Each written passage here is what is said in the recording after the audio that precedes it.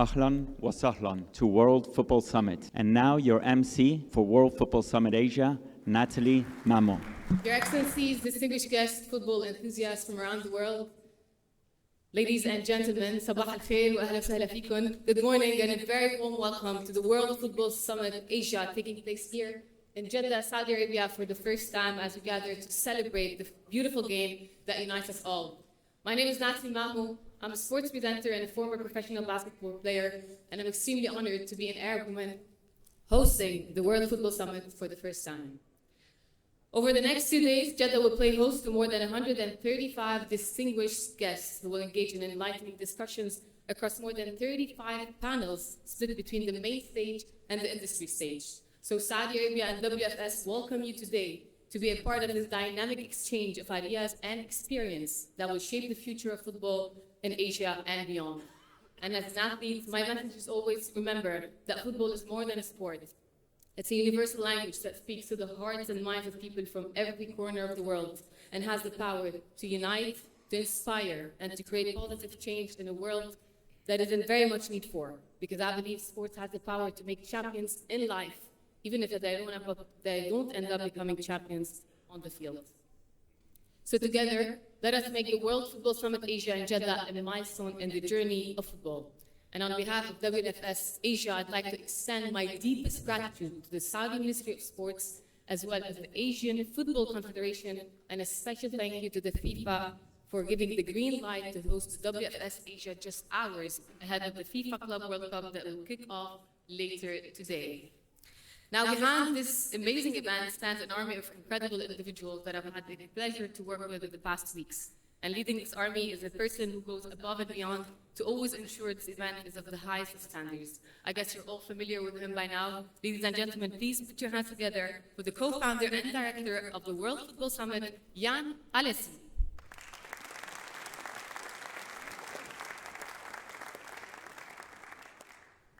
Thank you very much, Natalie. Again, ahlan wa sahlan, sorry for my really bad pronunciation, to World Football Summit in this vibrant city of Jeddah. It's really an honor to stand here today, marking the inauguration of this summit.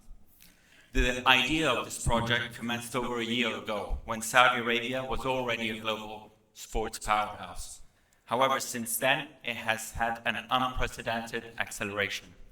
With the 2030 vision fully in place, the Saudi Pro League has attracted global attention, and the Kingdom is set to organize a World Cup in 2034, inshallah. At WFS, we are deeply honored and appreciative to be in this remarkable and hospitable nation, holding our second edition on the Asian continent. Our mission here, however, is just taking its first steps.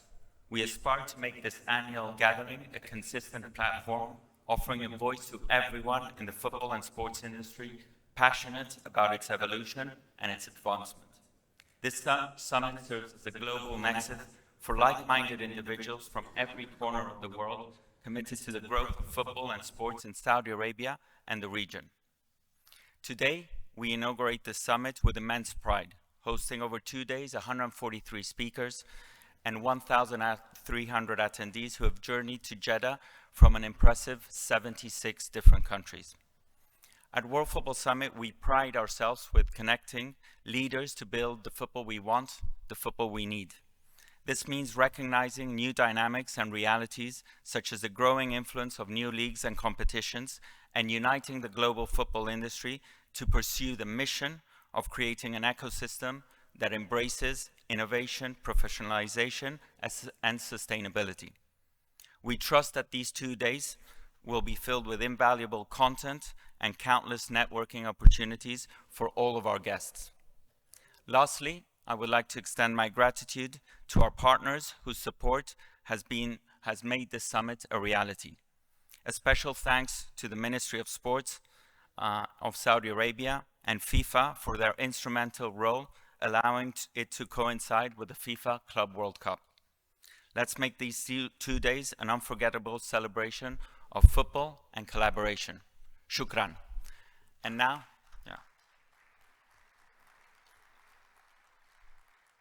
And it's an honor to introduce you our next speaker, Datuk Windsor John, the Secretary General of the Asian Football Confederation. Thank you.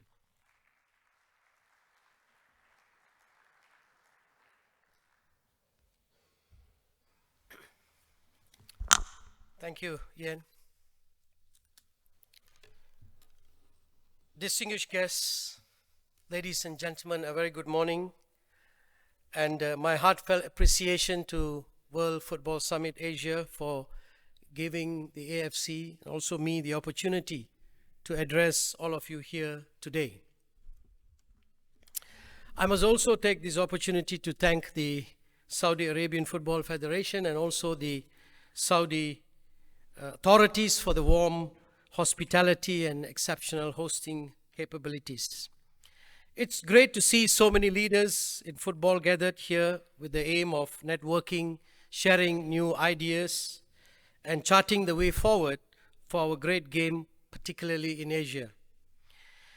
We are here with one common goal: to engage in constructive dialogue on the future of the beautiful game and how we can grow football together. So it is only fitting that we gather here in Jeddah, Saudi Arabia, an Asian nation that has dominated the football headlines across the globe in recent months. I think we can all agree that rarely have we witnessed a single nation undertake such bold ambitions to develop the beautiful game in such a short span of time. We at the AFC applaud the Saudi Arabian leadership for harnessing and believing in the power of football to unify and uplift a nation. It is a belief, a desire, and a conviction that it is shared by the AFC.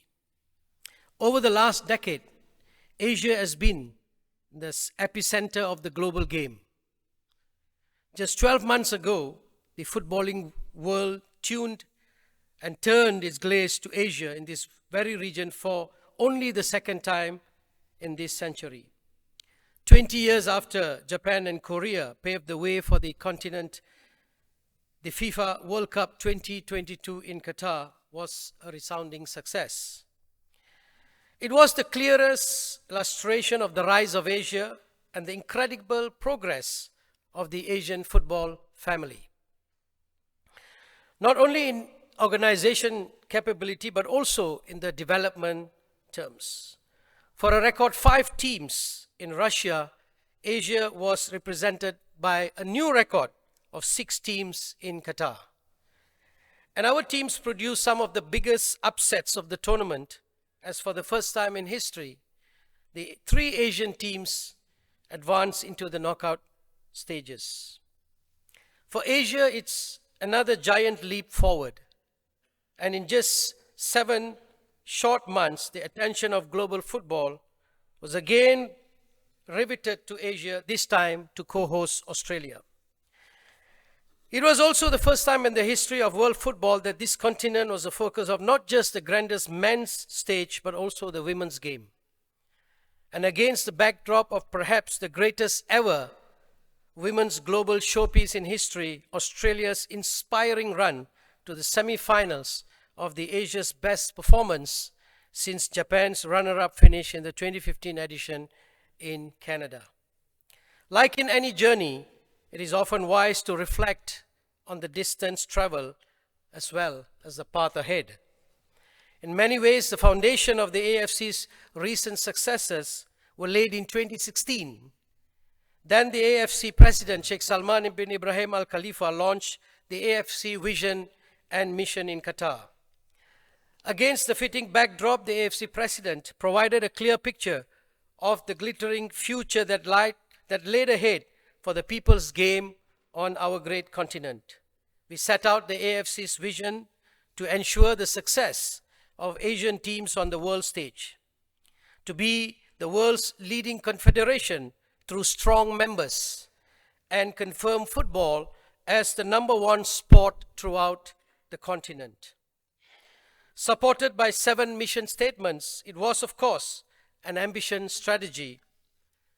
But by working together, the AFC and its members were able to not just achieve our goals, we were able to deliver more success than any other time in the history of Asian football. Given the context of the time, it was by no means a straightforward path.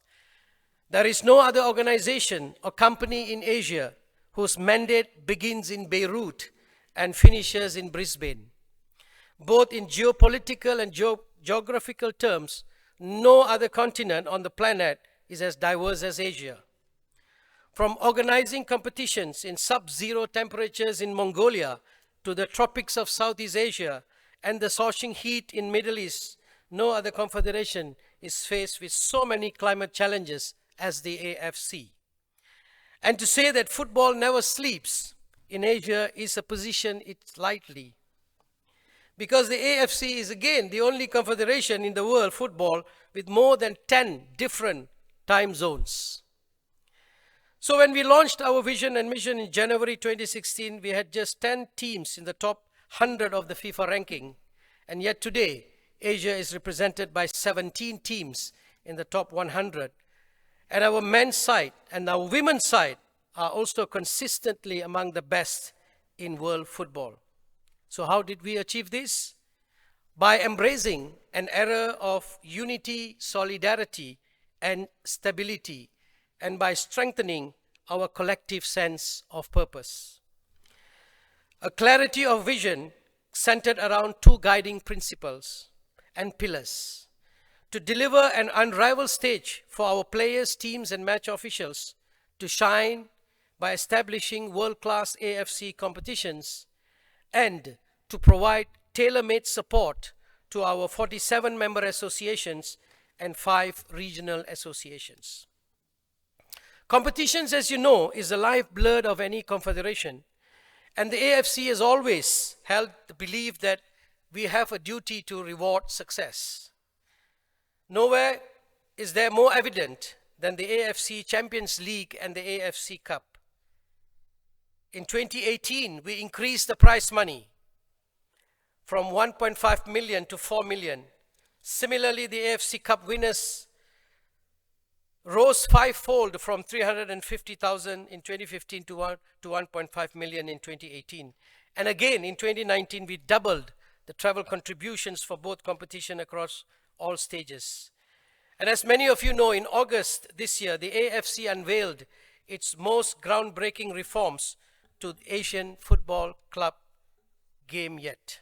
The AFC Champions League Elite and the AFC Champions League 2 and the AFC Challenge League will herald a new era of Asian club football. It will propel the AFC's competitions to new heights, fostering greater inclusivity from the 2024-2025 season. And of course, much of the focus will take place right here in Saudi Arabia, where we will host the ACL Elite final stages for the next 2 years.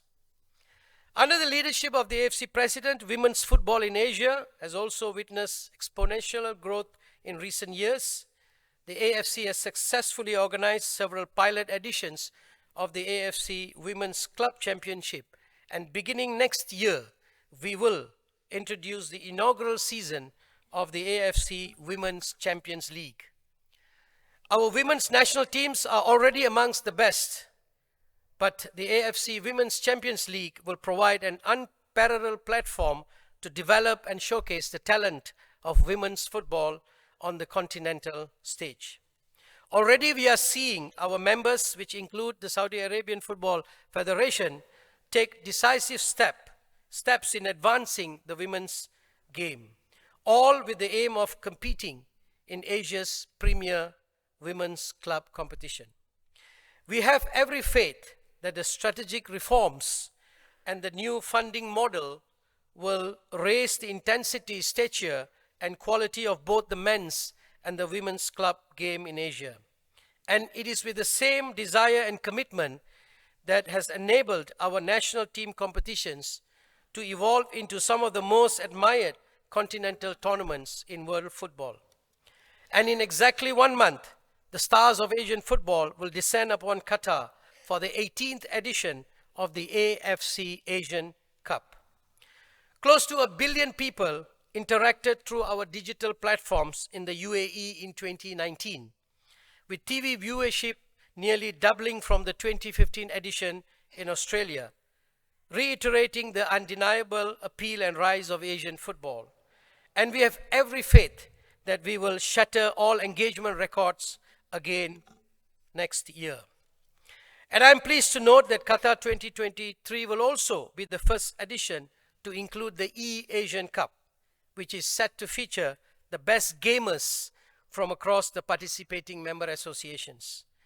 To excite tomorrow's generation, we know that we have to speak to them in a language they understand and a platform they populate.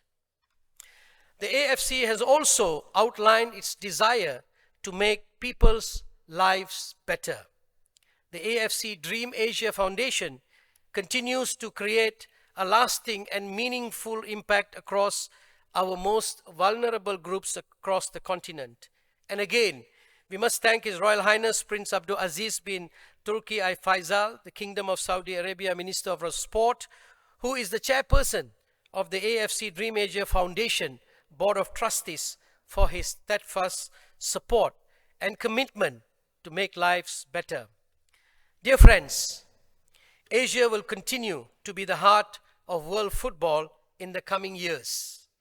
The FIFA Club World Cup will kick off right here in Jeddah in just a few hours, and I would like to wish Al Ittihad Club the very best.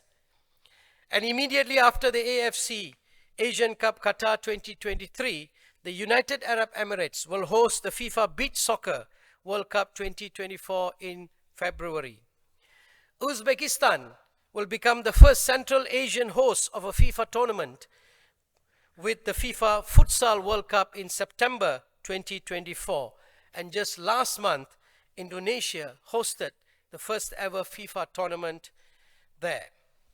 Further down the line, following the footsteps of Japan and South Korea in 2022 and Qatar 20 years later, the FIFA World Cup will return to Asia for the third time in the history, right here in Saudi Arabia. But before that, Saudi Arabia will host the 2027 edition of the AFC Asian Cup. And even before the commencement of the Qatar 2023 edition, expectations are already on Saudi Arabia to stage the greatest ever Asian showpiece in history. We have often said that this is Asia's time, but as you go about your discussions in the coming days, I would urge you to go a step further. We are now in a pivotal moment in our history. Asia has now emerged as a new frontier, a leading player in the world football.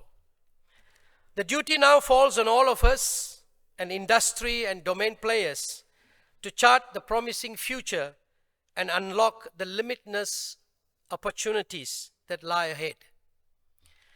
Our ability to harness the undeniable potential of Asian football relies significantly on the spirit and depths of partnerships with the larger football family, including all of you here today.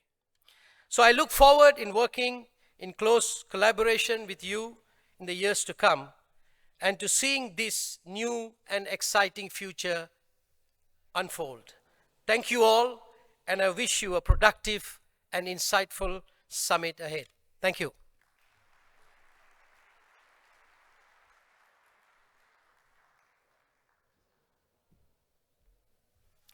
Thank you, Datuk Seri Windsor John, for your profound words. Now I would like to yield the floor to a woman I personally look up to, a woman who has broken a lot of barriers in the sports field in Saudi Arabia and beyond, and I wished existed in my country back when I was still an athlete.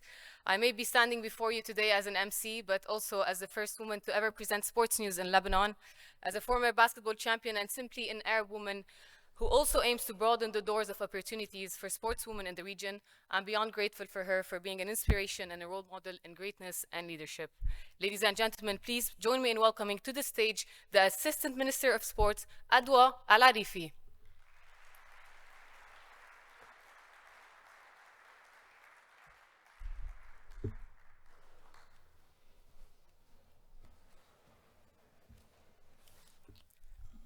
Thank you.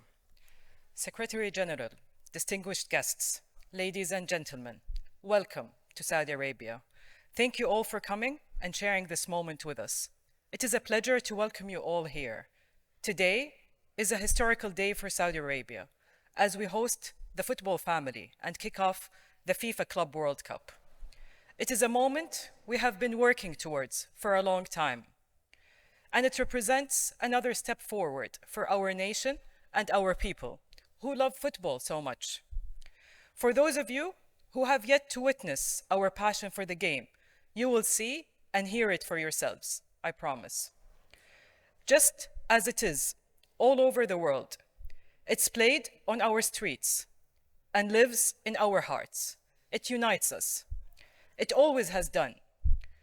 That was true for me as a young girl, where a group of passionate young girls, including myself and my colleague Lamia Al-Payan, set up the first women's community football league.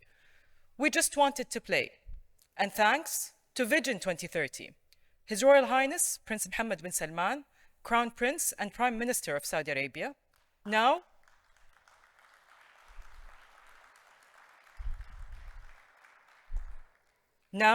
we all have the opportunity. And thanks to His Royal Highness Prince Abdulaziz bin Turki Al Faisal, our passionate minister, for his continuous support and drive to enable the sector. More boys and girls, men and women, are playing now more than ever before. 80% of the population follow, watch, engage, or play the beautiful game. And since Vision 2030 was introduced in 2015, so much has already been achieved, all driven by our passion and the energy of our young people, as you will see now with this short video.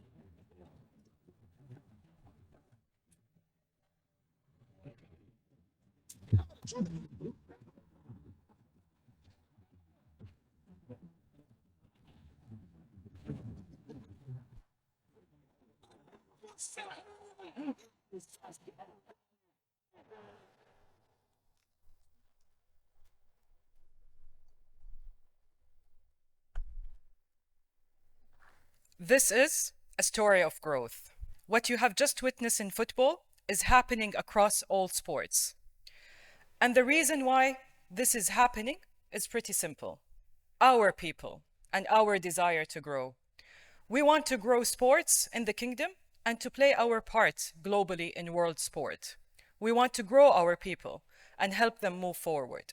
We want to grow our country with more reasons to visit, to connect, and to share. Sport is one way we are working as a country to improve the lives of our people. We believe in sport. We see how it improves our people's quality of life. We see it diversify our economy and lead to a more active and healthy society. And in Saudi, sport is accelerating the positive changes that are happening across our society. Saudi Arabia is a young country with a young population. We have over 20 million people under the age of 30 years old. And young Saudis just want to enjoy sport like the rest of the world. For decades, Saudis had to travel just to enjoy the sports they loved. Vision 2030 gave us the opportunity to change that, and it has. The results already speak for themselves. And since 2015, we have tripled the number of official sports federations, from 32 to 97 federations. Everything from kite surfing to boxing, from beach volleyball to paddle and beyond. And what is most remarkable, since 2015, we have more than tripled participation in sports in the kingdom. In fact, since the launch of Vision 2030, life expectancy in the country has increased from 74 to 78 years old, testament to the fact that we are a fitter and a healthy nation. We've hosted over 85 international sports events and hosted over 2.6 million fans. With the FIFA Club World Cup, the newest addition to our growing list. Across the country, we have been building sports facilities and developing professional training centers for elite sports to help train the next generation of world-class Saudi athletes. With football, our national sport, at the heart of this commitment. I'll let the first panel this morning explain more on Saudi football, but the progress is real and there for all to see, and for you all to see over the next 10 days. This is the most exciting part, the part that is happening and transforming our country every single day. It is based on these facts that I can say, I honestly believe we have become one of the fastest growing countries in world sport. And hosting the FIFA World Cup would be a dream come true for the whole country. A dream that we see become more of a reality each day. Thanks to our love for the game, our transformation and progress as a country, and the energy of our young people. In the days ahead, we invite you to get to know us, meet our people, enjoy our culture, and hear their stories. Have an open mind, enjoy our differences, while celebrating what unites us, football. Let's grow the game together, and thank you.